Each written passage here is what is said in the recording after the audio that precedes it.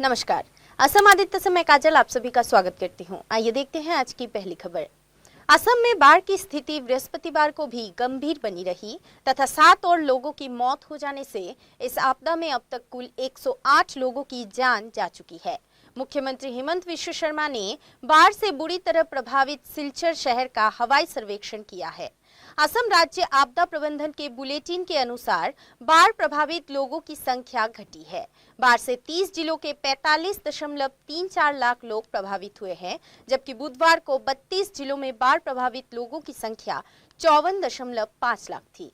असम में बाढ़ की स्थिति गुरुवार को भी गंभीर बनी रही, जिसके चलते 7 और लोगों की मौत हो जाने से इस आपदा में अब तक कुल 108 लोगों की जान जा चुकी है। मुख्यमंत्री हेमंत बिश्व शर्मा ने बाढ़ से बुरी तरह प्रभावित सिलचर शहर का हवाई सर्वेक्षण किया है।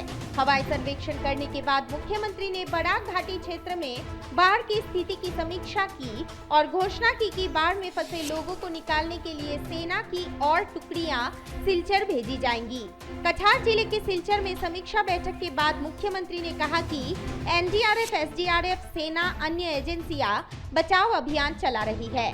असम राज्य आपदा प्रबंधन के बुलेटिन के अनुसार बाढ़ प्रभावित लोगों की संख्या घटी है।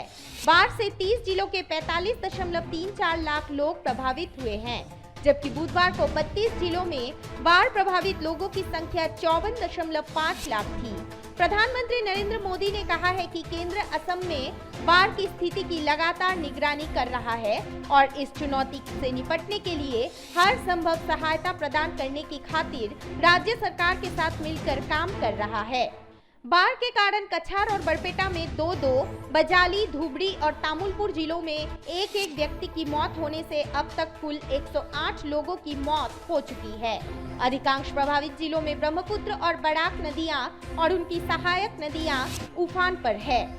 हालांकि कुछ जगहों पर बाढ़ का पानी घटा है। बराक घाटी में 3 जिले कछार, करीमगंज और हाइलाकांदी गंभीर रूप से बाढ़ की चपेट में हैं। बराक और कुशियारा नदियां खतरे के निशान से ऊपर बह रही है, जिससे 6 लाख से अधिक लोग प्रभावित हुए हैं। इस बीच बाढ़ की वजह से राज्य के स्कूलों में गर्मी की छुट्टियां 1 हफ्ते पहले ही घोषित कर दी गई है। शिक्षा विभाग के सचिव भरत भूषण देव चौधरी ने एक अधिसूचना में कहा कि छुट्टियां 25 जून से 25 जुलाई तक रहेंगी। पहले इसके लिए 1 जुलाई से 31 जुलाई तक की अवधि तय की गई थी। News desk report, Assam Aditya. Lakhimpur जिले के बिहपुरिया निर्वाचन क्षेत्र एवं नारायणपुर पुलिस थाने के अंतर्गत भोगपुर चौराहे पर स्थित एसबीआई के एटीएम पर गुरुवार रात चोरों ने एटीएम का शटर काटकर करीब 13 लाख रुपए की चोरी की। साथ ही एटीएम के बाहर लगे सीसीटीवी कैमरे के साथ भी चोरों ने छेड़खानी की है। लखीमपुर जिले के बिहपुरिया निर्वाचन क्षेत्र के नारायणपुर पुलिस थाने के अंतर्गत भोगपुर चौराहे पर स्थित एसबीआई के एटीएम पर बीती रात चोरी की घटना संघटित हुई है। एटीएम का शटर काटकर चोरों ने करीब 13 लाख रुपए लूट लिए। गौरतलब है कि एटीएम के बाहर लगे एकमात्र सीसीटीवी कैमरे के साथ भी चोरों ने छेड़खानी की है। बताया जा रहा है कि उक्त एटीएम में पहले भी चोरी की घटना घट चुकी है। फिलहाल जिला पुलिस के आला अधिकारी मौके पर पहुंच गए हैं और अपनी जांच शुरू कर दी है। আমি ৰাতিপুৱা আহি দেখাৰ পিছতহে আমি দেখিছোঁ যে এইটো যে এটিএমটো চুৰি হৈছে। তাৰপিছতে এতিয়া কোৱা শুনিছোঁ, মানে কথা হ'ল কি ছাইডত যি চিচি কেমেৰা আছিলে সেই কেমেৰাৰ পৰা মানে মেইন ৰাস্তালৈকে ধৰিছিলে। তেতিয়া 1:30 বজাত এখন গাড়ী আহিছে বুলি কৈছে। কি গাড়ী মানে তেওঁলোকে লাইটত দেখা পোৱা নাই, কিন্তু আৰু এইটো যিটো দেখা পাইছোঁ সেইটোতো এটা সাংঘাতিক ঘটনা। মানে যিহেতু নহওক এটিএমৰ হয় গেছ কাটাৰ আনি বা কিবা তেনেকুৱা কাটাৰ জাতীয় বস্তু আনি পেলাই এইটো মানে যিখন ছাটাৰ কাটি পেলাই যিটো ব্যৱস্থা কৰিছে সেইটো এটা বৰ ডাঙৰ বিষয় হৈছে। আৰু এইটো ভোগপুৰ চাৰিআলিত যিহেতু নহওক এই বিষয়টো হ'ব নালাগিছিলে। আৰু ইয়াত আমাৰ ব্যৱসায় সন্থা আছে, আমাৰ গাঁওৰক্ষী বাহিনী আছে। সেই তাৰ ভিতৰতো যে এইটো আমাৰ ডিউটিৰ চাগে ডিউটিৰ অলপ অসুবিধা হৈছে। মানে থানাৰ লগতো মানে যোগাযোগটো আমাৰ নাৰায়ণপুৰ থানাৰ লগতো অকণমান যোগসূত্ৰটো মানে কমি আছে চাগে। সেই কথাটোৰ কাৰণে এই বিষয়টো হৈছে বুলি ভাবিছোঁ। এইটো কোনো কাৰণত হ'ব লগা পৰিৱেশ নহয়।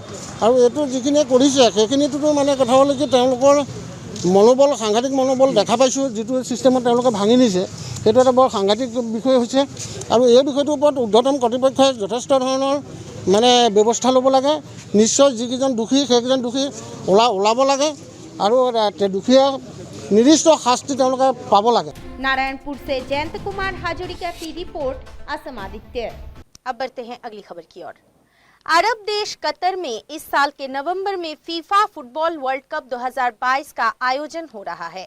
इस दौरान यहां बड़ी संख्या में दुनिया भर के फुटबॉल प्रेमी पहुंचेंगे। FIFA world cup 2022 football fans अलग तरह की चुनौतियों का सामना करना पड़ सकता है। LGBTQ पर अपने स्टैंड और मानवाधिकारों के उल्लंघन को लेकर कतर पहले से ही चर्चा में है। अब खबर है कि कतर ने वर्ल्ड कप के दौरान वन नाइट स्टैंड और पब्लिक रोमांस पर भी पाबंदी लगा दी है। ये साल फुटबॉल प्रेमियों के लिए बड़ा ही रोमांचक है, क्योंकि इस साल नवंबर में फीफा विश्व कप का आयोजन होने वाला है। ये आयोजन अरब देशों में से एक कतर में हो रहा है। इस दौरान यहाँ बड़ी संख्या में दुनिया भर के फुटबॉल के दीवाने पहुंचेंगे, जो अपने पसंदीदा खिलाड़ियों और टीमों का उत्साह बढ़ाएंगे। वहीं इसी बीच कतर की सरकार ने कड़े लहजे में कह दिया है कि आप हमारे यहाँ आ रहे हैं, आइए, आपका हार्दिक स्वागत है, लेकिन आपको हमारे कानूनों का पालन करना होगा। आपका मेहमान होना आपको यहाँ के कानूनों में कोई रियायत नहीं दिलाएगा। सरकार ने साफ कर दिया है कि विदेशी मेहमानों को इस देश के सख्त कानूनों का पालन करना होगा। यहाँ की पुलिस ने बताया है कि गैर पति पत्नी कपल को गैर कानूनी संबंध करने पर 7 साल तक की जेल हो सकती है। इसके अलावा भी कतर सरकार की ओर से कई दूसरे कड़े कानून लागू किए गए हैं, जिसका पालन करना पश्चिमी देशों से आने वालों के लिए बड़ा ही मुश्किल भरा हो सकता है। भारत में सुप्रीम कोर्ट के द्वारा समलैंगिकता को मान्यता दे दी गई है, लेकिन कतर में ये गैर कानूनी है। गौरतलब है कि कतर में इस्लामी शरिया कानून लागू है, जिसके तहत सिंगल्स का आपस में अवैध संबंध करना बड़ा अपराध है। साथ ही समलैंगिकता के लिए भी यहाँ सख्त सजा का नियम है। डेली स्टार की एक रिपोर्ट में कतर पुलिस के हवाले से बताया गया है कि ऐसे अपराधों के लिए विदेशी नागरिकों को भी 7 साल की जेल हो सकती है।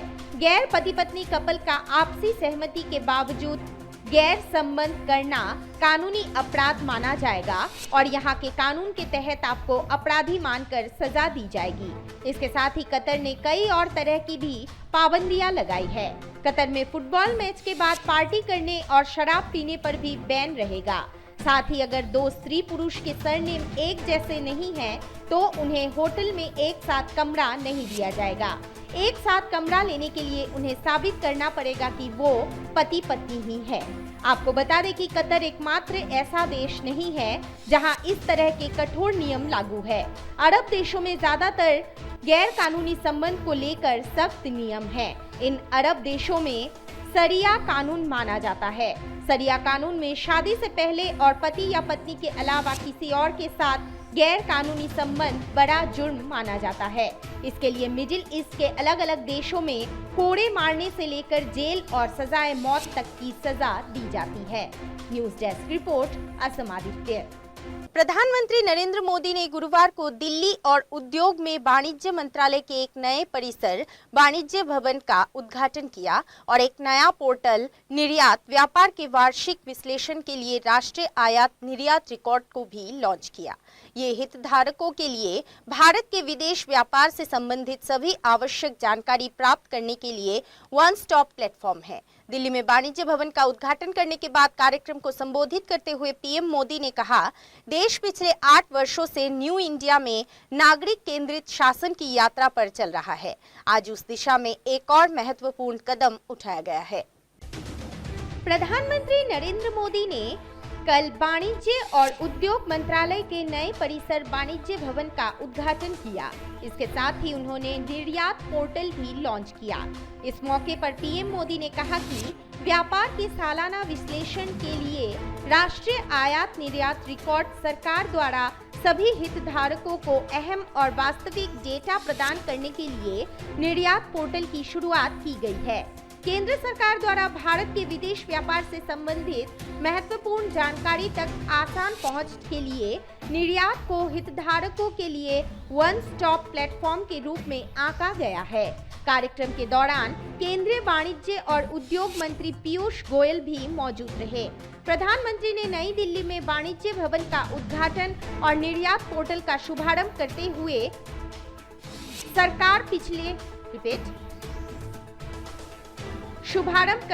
कहा कि सरकार पिछले 8 वर्षों से नागरिक केंद्रित शासन सुनिश्चित करने की दिशा में काम कर रही है।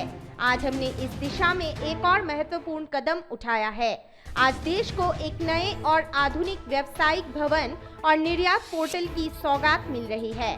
पीएम नरेंद्र मोदी ने कहा कि केंद्र सरकार वोकल फॉर लोकल अभियान, one district one project scheme के जरिए जो स्थानीय उत्पादों पर बल दे रही है, उससे भी एक्सपोर्ट बढ़ाने में काफी मदद मिली है।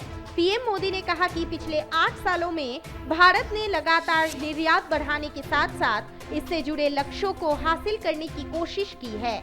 आज सरकार का हर मंत्रालय निर्यात बढ़ाने पर जोर दे रहा है। News desk report, Assam Aditya.